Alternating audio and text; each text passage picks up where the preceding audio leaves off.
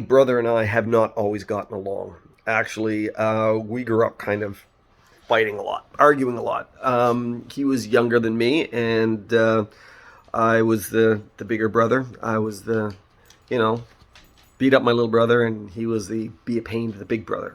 And I remember one time he took a banana peel, rotten banana peel, and put it under my covers at the foot of my bed. So when I got into bed and I put my feet in, it went right into a rotten banana peel. He thought that was hilarious. I thought it was disgusting. I hit my brother. He cried. I got in trouble. Yeah, that's kind of how it went with my little brother. As we got older, the conflict was there. It was just a bit different. We didn't always communicate very well. We were more critical and, demeaning to each other. And, you know, as brothers go.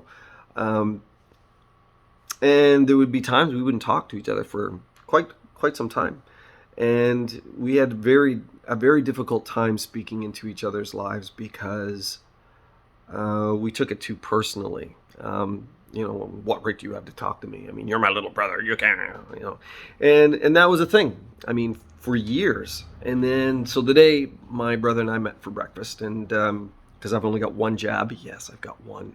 We're not going to go there. I couldn't eat at inside, so we sat out in the car and we talked, and we were talking about life and what's going on, and things we're struggling with, and what we're going through and stuff. And Jeff said, "Can I ask you something?" And I said, "Yeah." And he goes, "Have you ever thought the issue may be?" And he put something on the table that, no, I don't think it was. But I was like, okay, let me consider that for a second. Maybe that is part of the problem. Um, and I processed it, and it was cool.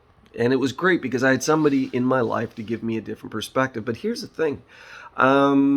Maybe 2 years ago, if he had said that, I would have got mad at him. What right do you have to ask me that? And that was on me, because I didn't know how to listen to my little brother. And a lot of times I discredited the message because it was coming from my little brother, instead of somebody that God has brought up, somebody that God has given a perspective of, somebody that loves me, somebody that cares about me, and somebody that only wants the best for me. So what I was learning in that is a lot of times the problems that I have with people and what people have, and what people are saying to me, isn't necessarily the fact that this person is saying something. The issue is that I have a problem listening. I have a problem hearing. I discredit the message by the messenger, and a lot of times I discredit the messenger for very invalid reasons.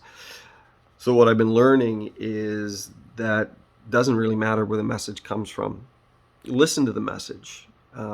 If the message is, this is something that you need to consider it. Doesn't necessarily mean you have to agree, but if someone comes into your life and says, this is what I see, well, ask yourself, why do they see it? And sometimes we'll discover they see it because of their issues and some stuff that they're going through. But we will miss a lot if we don't stop and consider what it is that they're saying. I remember one time, a buddy of mine in Winnipeg, Sammy was homeless. Sammy was an addict. Sammy had a lot. And Sammy started criticizing something he saw, and I get mad at him. I said, what right do you have to say it? And he goes, you know what? It doesn't matter. He goes, I'm right. And he goes, the only reason that you're saying this is because you're just looking for an excuse not to listen. He got out of my car right in the middle of nowhere, walked off. I didn't talk to him he wouldn't talk to me for 6 months because he was mad at me. I had to go and apologize, and he was right. God uses, he used a donkey. He used a donkey. So if he can use a donkey, he can use my brother. I hope he sees this. Anyways, God bless you. I hope that's been an encouragement to you.